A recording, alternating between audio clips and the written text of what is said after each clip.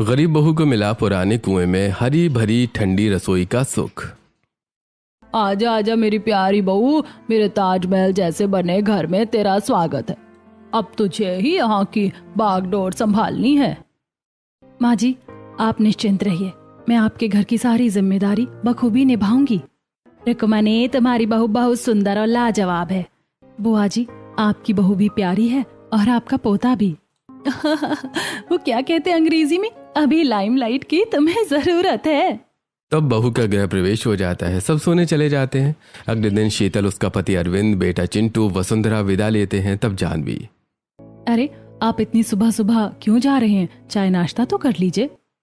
हाँ सुन रहे, इतनी भी जाने की क्या जल्दी है, चले जाना अपने गाँव, थोड़ा चाय नाश्ता करके जाओ, मेरी बहू की पहली रसोई का खाना चख कर जाओ।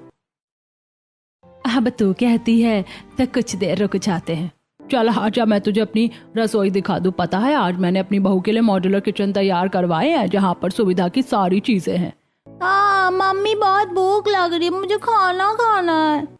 हाँ बेटा रुक जा, अभी चिंटू के लिए खाने को कुछ मिल जाएगा, और दूध हो जाता तो। हाँ हाँ बहू, चिंता क्यों करती है, मैं चिंटू के लिए अभी दूध गर्म करवा देती हूँ, और साथ में घी वाली खिचड़ी भी खा लेगा। शादी पार्टी में इसने भी तला हुआ खाया है।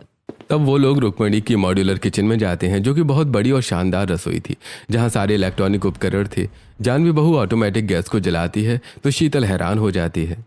बाप रे, ये तो बहुत बड़ी रसोई है, और चाय भी बनाना शुरू कर दिया गैस पर, और दूध भी उबल रहा है, तब भी गर्मी नहीं लग रही है। ये कैसा जादू है। मेरी रसोई में तो सिर्फ रोटी बनाने से ही गर्मी हो जाती है, लेकिन यहाँ पर मुझे ठंडक महसूस हो रही है। हाँ वो इसीलिए क्योंकि मेरी एडवांस किचन में 2 टन का एसी लगा है, जो यहाँ के टेम्परेचर को कंट्रोल करता है, और बड़ा सा एग्जॉस्ट फैन भी है, और बड़ी विंडो भी, जो रसोई की सारी गर्मी बाहर निकाल देता है। अरे वाह, आपकी रसोई तो बहुत महंगी है। वाह माँ जी, मुझे अपनी रसोई बहुत पसंद आई। कुछ भी देर में जानवी बहू दूध गर्म करके चिंटू को दे देती है, और चाय ब्रेड पकौड़े बनाकर सभी मेहमानों को परोसती है। सब उसके हाथ का खाना खाकर खुश होते हैं। वाह बहू, तुमने बहुत अच्छा बनाया है। हाँ सच में बहुत अच्छा है। और लेना बेटा, और बहू रास्ते के लिए भी कुछ खाना रखना, और ये लीजिए हमारी तरफ से छोटा सा तोहफा, ये बायना और आप चारों का तोहफा। इसकी क्या जरूरत है काकी जी। हाँ रुक्मणी बहन, रहने दो ना। अरे ऐसे कैसे, आप मेरे बेटे की शादी में आए, खाली हाथ थोड़ी लौटा सकती हो। और ये मेरे चिंटू के लिए, ये सुंदर कपड़े और चॉकलेट मेरे लिए। हाँ बेटा तुम्हारे लिए। अच्छा काकी जी, आज्ञा दीजिए, अब चलते हैं। गले मिलने के बाद वो सब निकल जाते हैं। गाड़ी से रेलवे स्टेशन पहुंचते हैं, और ट्रेन से वो अपने गांव जबलपुर आ जाते हैं, जहां गर्मी से परेशान होते हुए वो अपनी छोटी झोपड़ी में आते हैं। हाँ मैं तो थक गई, 4 दिन के लिए शादी में क्या गई, गंदगी ही हो गई है। चिंटू बेटा तू साइड में जा, बाहर खेल। माँ जी आप भी बैठ जाइए, बाहर मैं फटाफट झाड़ू लगा देती हूँ। चिंटू बेटा धूप में नहीं जाना, हाथ मुंह धो लो। देख बहू, हम भी थक गए हैं, तू भी थक गई है, तू अकेले काम क्यों कर रही है? मैं तेरे साथ जल्दी से करवा देती हूँ, ताकि सभी जल्दी आराम कर पाएं। बाप बेटे हाथ मुंह धोकर बाहर पेड़ की छांव के नीचे बैठ जाते हैं। वहीं सास बहू फटाफट से धूल मिट्टी झाड़कर, जाले हटाकर झाड़ू पोछा लगा देती है। फिर वसुंधरा बाहर आंगन में पानी छिड़ककर झाड़ू लगाती है, जिससे कि थोड़ी ठंडक मिले। वो सब सत्तू पीकर पंखा चलाकर आराम से लेट जाते हैं, तब भी झोपड़ी की तपिश कम नहीं होती। हाँ माँ, अभी भी गर्मी लग रही है। हाँ सच में गर्मी कितनी बढ़ गई है ना। हाँ बढ़ गई है, लेकिन इसका कोई इलाज नहीं है। बहू शाम को बाजार से सब्जी लाकर बना देना। जी माँ जी। कुछ देर के लिए वो सब थकान में आकर सो जाते हैं। शाम को 5 बजे शीतल चाय बनाती है। ये लीजिए माँ जी चाय। वैसे बहू, इतनी गर्मी में बिना चाय पिए रहा भी नहीं जाता, और चाय पी भी नहीं जाती। कुछ नहीं हो सकता हम जैसे गरीब लोगों का। हाँ, क्योंकि हम चाय पी के ही मानेंगे। वो कहते हैं ना, चाय के बिना तो सुबह अधूरी है, जीने के लिए ये तलब भी जरूरी है। वाह वाह वाह वाह, एक कप चाय और यादें तुम्हारी। बस इतनी सी है ये दुनिया हमारी। वाह वाह वाह वाह वाह वाह। अरे बस चिंटू, बस 3 बार ही वाह बोलते हैं। चाय पीने के बाद शीतल बाजार जाती है, जहाँ हर जगह सब्जी महंगी थी। बाप रे, सारी सब्जियां 30 की, आधा किलो 30 रुपए पाव है। ये आलू ही ले लेती हूँ, थोड़े हरे आलू निकलेंगे, लेकिन सस्ते तो हैं, सब्जी बन जाएगी। शीतल सस्ते हरे आलू में से कुछ आलू छांट कर घर ले आती है, और घर आने के बाद आलू की सब्जी बना देती है। 8 बजे रोटी बनाने पर चूल्हे की गर्मी घर में बहुत ज्यादा बढ़ जाती है, जिससे शीतल पसीने से लथपथ हो जाती है। बाप रे, कितनी गर्मी हो रही है। माँ जी, मुझे तो काकी की रसोई की याद आ गई। कैसे उनकी रसोई में ठंडा कारी थी। आपको याद है, इतनी बड़ी किचन और 3-3 चूल्हे जलते, पर फिर भी गर्मी नहीं लग रही थी। हाँ देखा मैंने, क्योंकि उसके अमीर वाली रसोई में ठंडक के लिए एसी लग रहा था। हम तो गरीब लोग हैं, हमारी रसोई कैसे ठंडी हो सकती है। बाप रे, इतनी गर्मी में मेरे से नहीं रहा जा रहा है। मैं थोड़ा बाहर टहल कर आ रहा हूँ। चल चिंटू बेटा।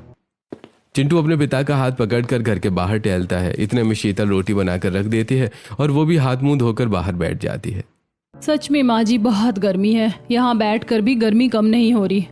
अरे आप आ गए। अजी, हमारे घर में कूलर नहीं आ सकता क्या? बहुत गर्मी हो रही है, सोएंगे कैसे? अरे मैं खुद यही सोचते हुए आ रहा हूँ कि बाहर भी इतनी गर्मी है तो रात को सोएंगे कैसे। सच में बेटा, बहुत गर्मी लग रही। कोई इंतजाम कर गर्मी भगाने का। वैसे तो माँ, मैं कल काम पर जाऊंगा। अगर सेठ जी एडवांस पैसे दे दें तो एक बार को मैं कूलर लाने की सोच लूंगा। मम्मी भूख लग रही है, मैगी खानी है। चुप कर, मैगी खाने का टाइम है? रोटी सब्जी बनाई है मैंने, चल अंदर। घर में थोड़ी हवा आए इसलिए शीतल घर की दोनों खिड़कियां खोल देती है और जमीन पर एक बार ठंडा पोछा मार देती है, जिससे फर्श थोड़ा ठंडा लगे। सब जमीन पर बैठकर खाना खाते हैं। आए रब्बा, थोड़ा सुकून मिला। मैं तो कहती हूँ बहू ऐसे ही सो जाएंगे आज ठंडी जमीन पर। हाँ माँ जी। हाँ, रास्ते की अभी बहुत थकान है, मेरे को तो अभी से नींद आ रही है। फिर वो लोग खाना खाकर लेट जाते हैं। इतने में शीतल झूठे बर्तन साफ करके लेट जाती है।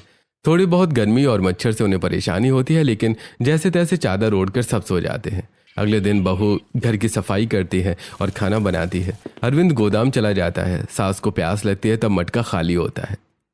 पानी भी नहीं है बहू, कुएं में से पानी भर के लाना पड़ेगा। एक तो गांव, ऊपर से गर्मी और गरीबी। पानी के लिए भी कुएं के पास भटकना पड़ता है और कुआं भी दूर है। काश इस घर के पीछे ही कोई कुआं होता। है तो सही बहू, लेकिन बस सूखा पड़ा है कौशल्या जी का। काश उसमें पानी होता। ये सब बात करने से कुछ नहीं होगा माँ जी। अब मैं पानी लेकर आती हूँ, आप थोड़ा इंतजार कीजिए। चिंटू बेटा, दादी के पास रहना। ठीक है माँ। इतना कहकर शीतल दूर के कुएं से 2 घड़े पानी भरती है। शुक्र है पानी भर गया। शीतल पानी के मटके भरकर लाकर रख देती है और सास को पानी पिलाती है। शाम को अरविंद छुट्टी से पहले, सेठ जी, मैं 10 किलो चावल और 20 किलो गेहूं दूसरे गोदाम में रखवा दिए थे। मुझे ये कहना था सेठ जी कि 2-4 हज़ार रुपए एडवांस मिल सकते हैं क्या? मुझे वो कूलर लाना था अपने घर पर। वो क्या है ना, गर्मी बर्दाश्त नहीं हो रही है, घर पर छोटा बच्चा भी है। अरे तुझे क्या लगता है मेरे माथे पर पागल लिखा है? हाँ? तेरे घर में छोटा बच्चा है, तुम लोगों को गर्मी लग रही है, इसे मुझे क्या? अरे तेरे जाने से यहाँ 4 दिन का काम मैंने किसी और कारीगर से करवाया है, पता भी है कैसे? ऊपर से तू मेरे से एडवांस पैसे ले चुका है, अब तेरे को और पैसा चाहिए? अरे मेरे पास कोई पैसा नहीं है, काम करना है तो कर, नहीं तो निकल जा। नहीं सेठ जी, मैं कर लूंगा काम। मुझे फिर 2 बोरी उठाने के बाद अरविंद अपने घर चला जाता है। वहीं शीतल खाना बनाते हुए, नाम शीतल, लेकिन मुझे बिल्कुल नहीं मिल रहा शीतल। खाना बनाते बनाते मैं पानी पानी हो गई हूँ। सच में आज का दिन कैसे कटेगा मुझे भी समझ नहीं आ रहा। दोपहर में तो जैसे तैसे काट लिया। हाँ, मैं घर आ गया।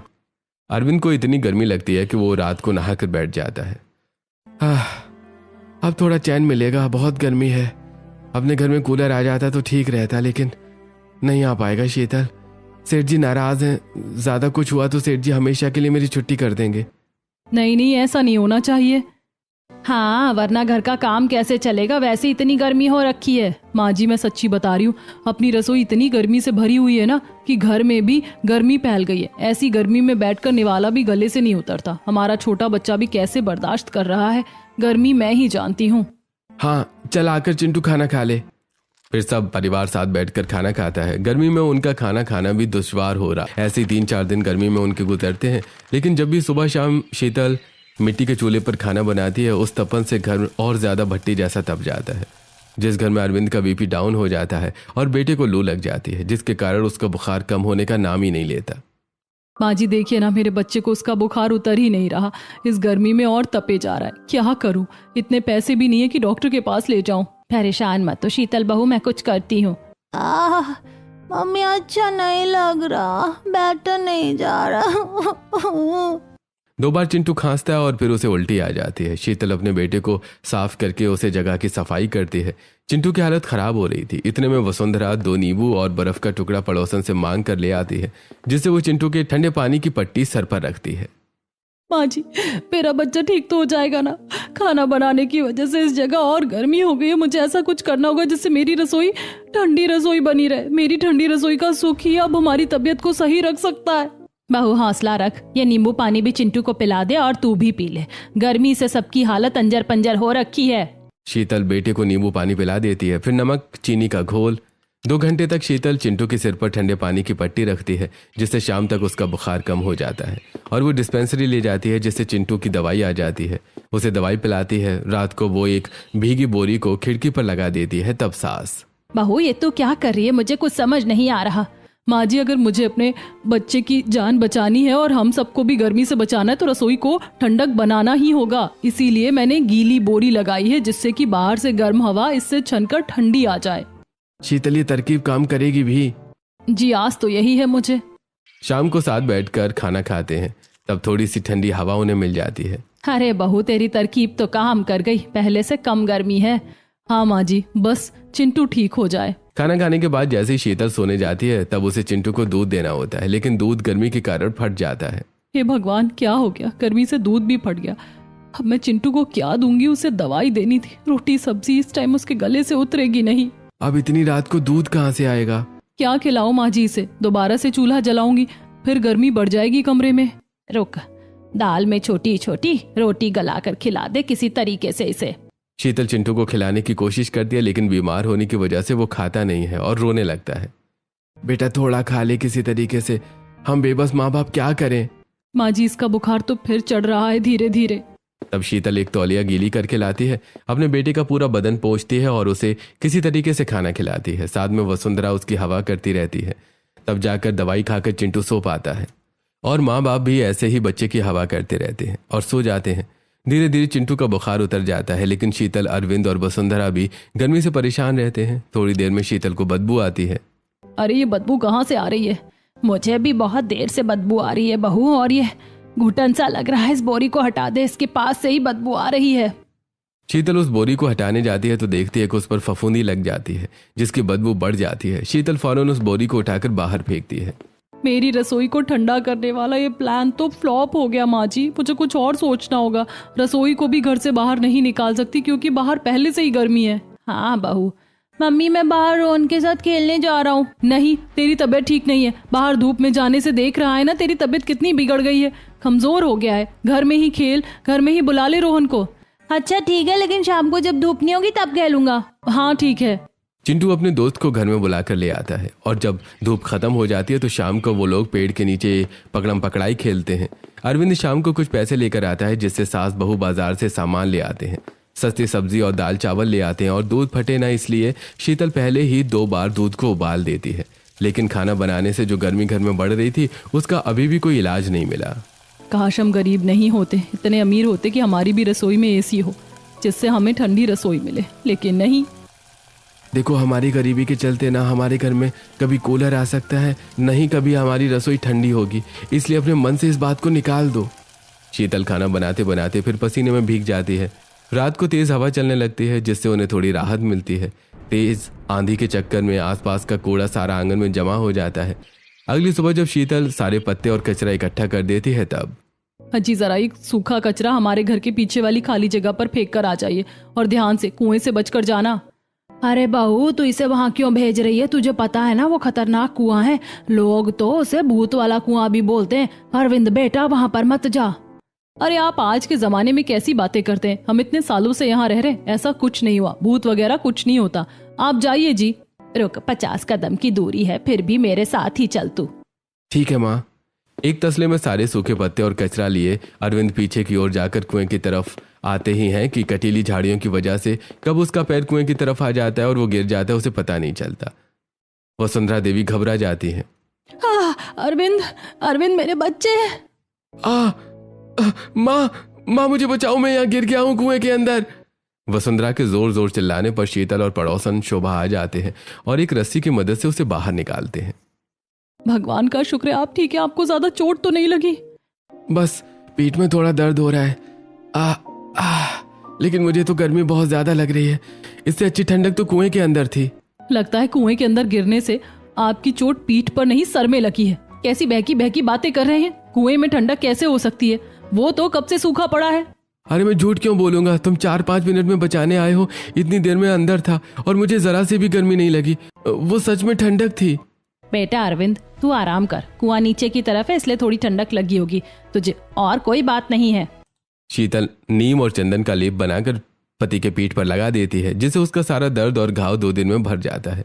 लेकिन चूल्हे पर जितनी बार भी खाना बनाती है उसे गर्मी का एहसास होता है। तब क्या ये जो बोल रहे थे ये सच है? अगर कुएं में सच में ठंडक हुई तो एक बार देख लेती हूँ। शीतल उस कुएं की ओर रस्सी माचिस दिया लेकर जाती है और रस्सी के सहारे अंदर उतर जाती है। 2-4 मिनट बाद अरे वाह, यहाँ तो सच में ही ठंडक लग रही है। और इतनी ठंडक तो है कि ये बिना पंखे के सो सकते हैं। शायद थोड़ी जमीन की जगह है, इसीलिए अरविंद जी सही बोल रहे थे। यहाँ पर किसी का आना जाना नहीं है, सूखा हुआ है।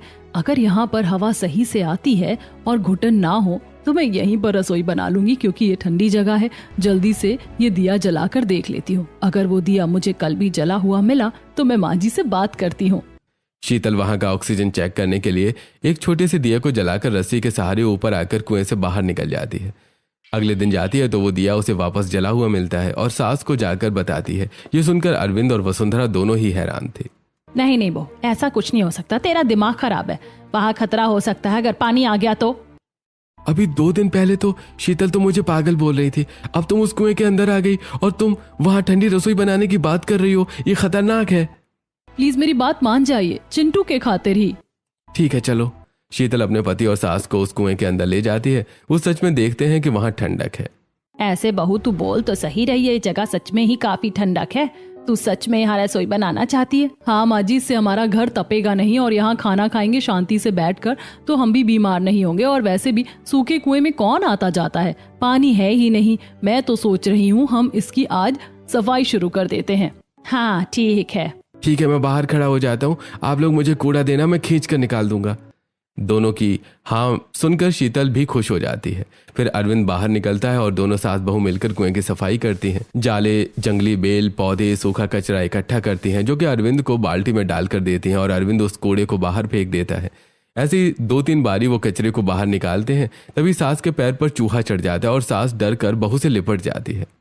बहू, चूहा चूहा, मुझे बचा बहू, मुझे बचा।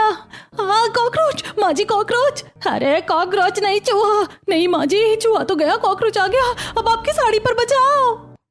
वसुंधरा जैसी अपनी साड़ी पर कॉकरोच देखती है तो और तेज चिल्लाती है। ऊपर से अरविंद भी डर जाता है। अरे आप लोग ठीक तो हो ना? इतना बड़ा कुआं है ये। हट हट हट, बक बक। हाँ हाँ अरविंद जी, हम ठीक है। कीड़े मकोड़े थे। माँ जी ध्यान से सफाई करते हैं अब हम। थोड़ी देर में सास बहू उस कुएं की सफाई कर देती हैं। फिर अरविंद से पानी मांग ही रही होती हैं कि शीतल फिसल जाती है। तभी उसका हाथ एक छोटे से पाइप पर पड़ता है, जिसके अंदर पत्थर निकालने से वहां से थोड़ा थोड़ा पानी आने लगा। अरे माँ जी, चमत्कार हो गया। थोड़ा थोड़ा पानी यहाँ पर अभी भी आ रहा है, हम सफाई कर देते हैं। हाँ बहू, यहाँ पर ज्यादा तेजी से पानी नहीं आ रहा था, इसीलिए ये पुरानी लाइन कभी बंद कर दी।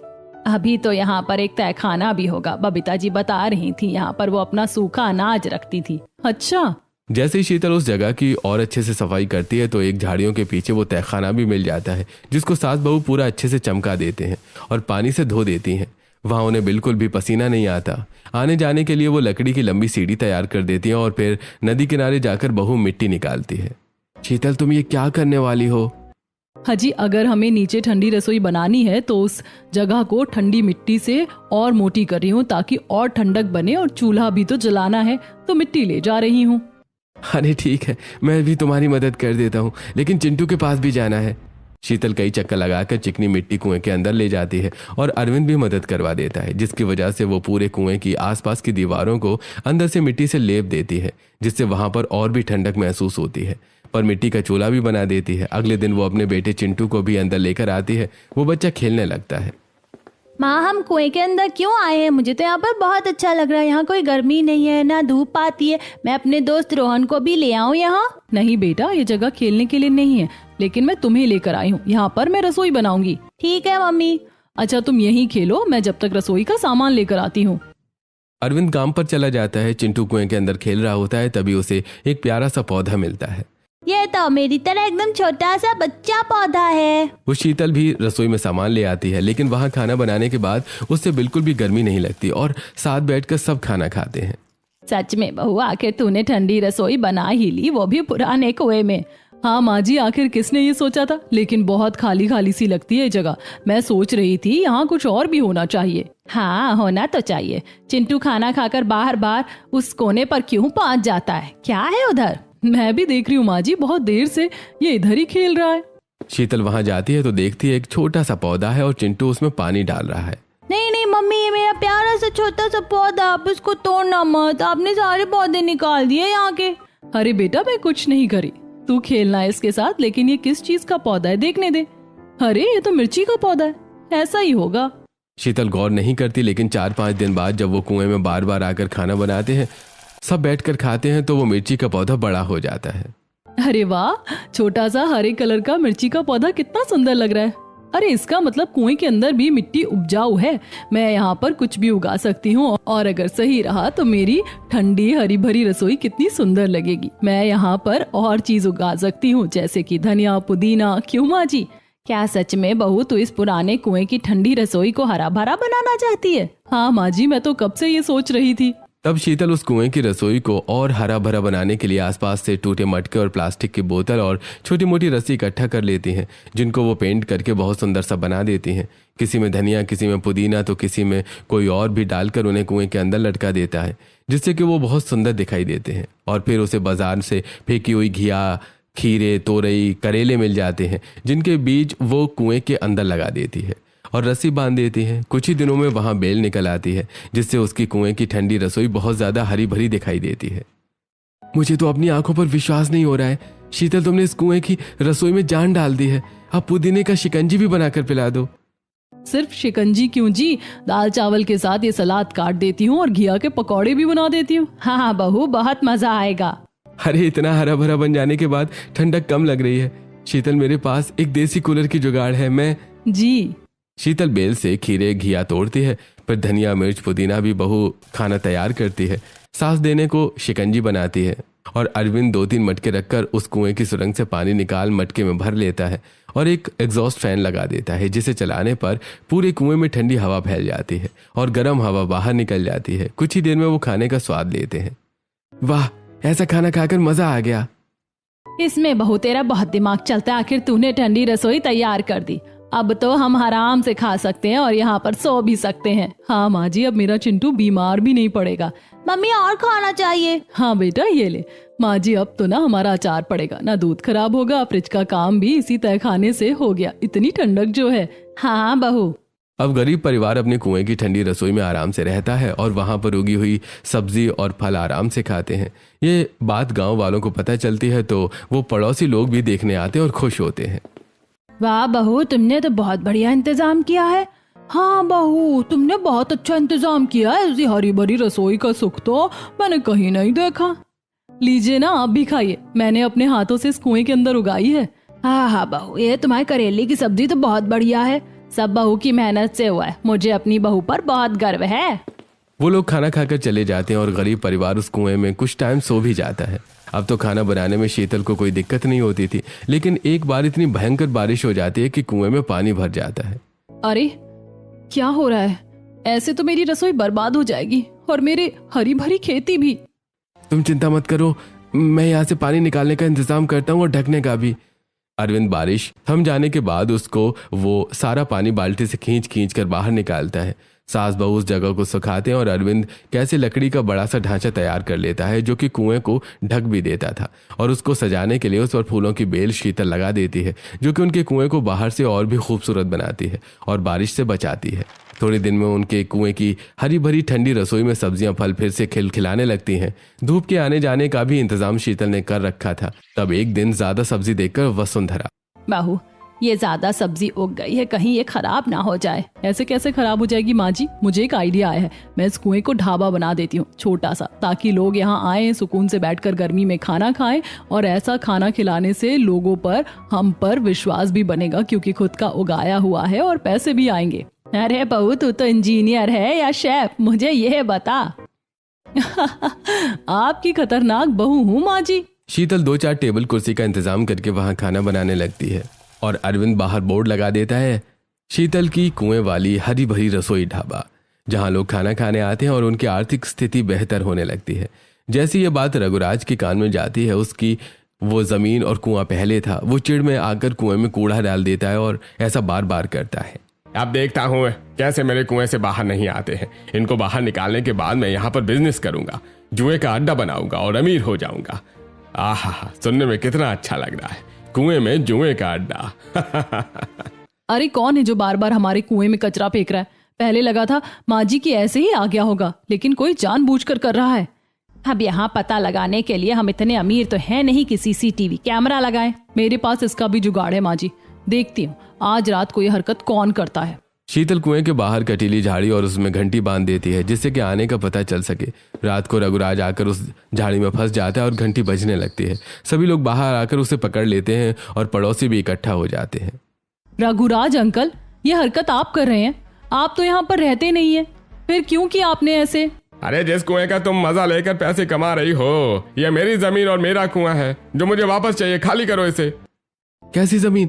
ये जमीन आप बेचकर यहाँ से सालों पहले जा चुके हैं और ये जमीन अब कौशल्या आंटी की है। उन्होंने तो हमें कुछ नहीं कहा, वो तो यहाँ पर खाना खा कर गई हैं।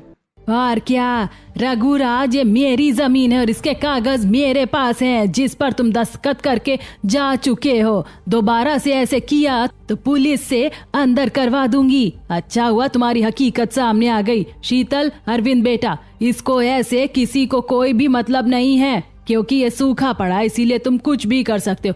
मैं तुम्हें परमिशन दे रही हूँ, और वैसे भी उस जगह को रहने लायक तुमने बनाया है, तुमने मेहनत की है, तो उसका सुख भी तो तुम्हें मिलना चाहिए ना। शुक्रिया आंटी जी। आपका बहुत बहुत धन्यवाद कौशल्या आंटी। बेटा, धन्यवाद से काम नहीं बनेगा। मैं तो तुम्हारी ठंडी हरी भरी कुआं की रसोई में आकर खाना खाऊंगी हमेशा। हाँ हाँ, क्यों नहीं। रघुराज अंकल, अगर आप दोबारा कभी मेरे कुएं वाली रसोई के आसपास दिखे तो बिल्कुल अच्छा नहीं होगा। अगली बार आपसे पुलिस बात करेगी। गांव के मर्द उसका गिरेबान पकड़कर उसे छोड़ देते हैं और रघुराज गुस्से में तमतमाता हुआ वहां से चला जाता है। तब सब लोग अपने अपने घर जाकर सो जाते हैं। अगले दिन बहू की कुएं वाली रसोई से खुशबू आ रही थी और उसे गर्मी भी नहीं लग रही थी। इतने में कस्टमर आकर, अरे भाई वाह शीतल बहू, ऐसा लग रहा है जैसे धरती के नीचे स्वर्ग बना दिया हो। ऊपर पूरा गांव तप रहा है और यहाँ बैठकर गरम रोटी भी ठंडी हवा में खा रहे हैं। सच में ही इसे ही असली सुख बोलते हैं। मेरी बहू ने भूतिया सूखे कुएं को गांव की सबसे सुख वाली रसोई बना दी। कभी लोग यहाँ आने से डरते थे, अब देखो लोग यहाँ मेरी बहू के हाथ का खाना खाने आते हैं। हाँ माँ जी, ये हम सब की मेहनत का नतीजा है, सिर्फ मेरी नहीं। अगर खुद पर विश्वास हो और इंसान कुछ करने की ठान ले तो कायनात भी उस सपने को हमसे पूरा करवाती है।